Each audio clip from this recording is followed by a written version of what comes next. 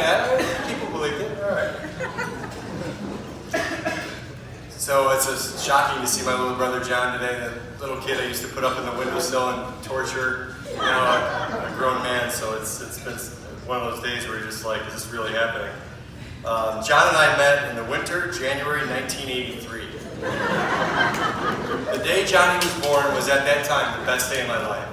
I've got 4 sisters who I love, but let's be honest, one more girl and I was going to flee to Mexico alias Jaime Miguel Perez.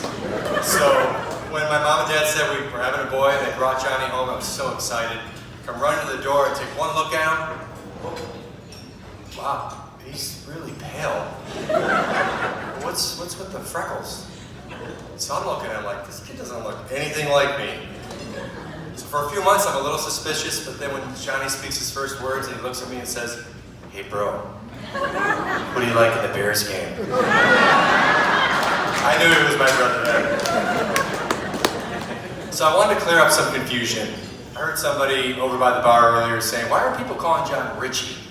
So I feel like some people know the story, but most don't. It was a crisp Saturday afternoon in the McDermott house, and Senior Mac, as always, had 6 or 7 TVs with all the college games. And we're sitting there watching the game, and all of a sudden he says, hey, Richie, give me a beer. I'm like, Dad, Richie? He looks at me and goes, yeah, look at him. He's a little dickhead. Call him Richard from now on. I'm like, well, it's kind of mean, but God, it makes sense. So it's stuck to this day. So it didn't take me long to realize that John decided I really don't want to be anything like my older brother. I wanted him to go to Marist, ends up going to De La Salle. I wanted him to go to Illinois State. We both, as most of you know, like to gamble. I always like to bet the favorites. John bets the underdogs. And most recently, John says, hey, I'm in the market for a new car. What do you think, bro? You can't go wrong, BMW or Mercedes. Pulls up in a brand new Jaguar the next week. So this brings me to when I met Julie. Or no, actually no. I went a little ahead there. My favorite all-time Johnny story, Little League Baseball. Senior Mac's the coach. Johnny's on the mound. Key situation in a big game. Senior Mac, timeout. Comes to the mound, looks at Johnny and says, Johnny, Henry Peters is at the plate. He's the best hitter in Little League. I don't care if you throw it off the top of the fence in the dirt, hit him in the head, do not throw a strike. John looks at Dad, dead in the eye. Julie, you could probably appreciate this, where he's looking at you in the eyes, but you know he's probably not listening. So, yeah, he learned that from me, so, but anyway. So, Senior Mac goes back to the dugout, confident that he got the message across. First pitch, right down the middle of the plate, home run, left field, and this game is over! So this brings me to when I met Julie. I met Julie at a Halloween party, and a few days later, Johnny said, hey bro, what do you think of Julie? And I thought, oh shit, I'm in a pickle now. What do? I really like Julie. She's beautiful, smart, tough-minded Southside girl, perfect for him. But I think quickly on my feet and I say, I don't know, John, I'm not crazy about this Julie. Something just didn't feel right. Never left her side since. Welcome, Julie. So, other than Julie and Johnny themselves, I don't think anyone here is more happy to see Johnny get married than our parents, Jim and Maggie. They're great role models, still loving and loyal as ever. Been married this week 49 years. It's their love that forms the bedrock of a loving and supportive family before you now. The only thing missing before today was Julie.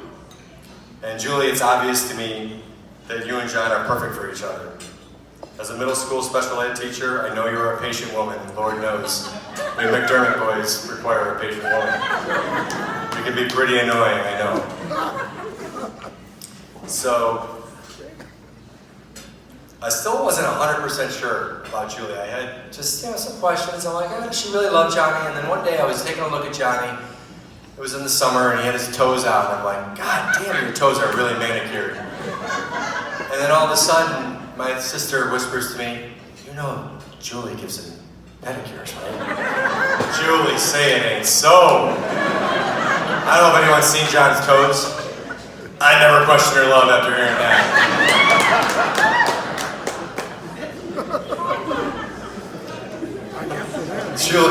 Julie, I know you're great with children from the hard work you do every day at your job. You've been great with our girls and all the little ones in our family. And Johnny, you've been an awesome uncle. I have no doubt you two will make great parents. I can tell you from experience having kids is the greatest gift we get in life. Having met everyone in your family, Julie, very similar to our family, you put family first. That's the foundation that will lead to great things for you guys. And a shout out to Nadine and Dave, 40 years, setting a great example for them as well.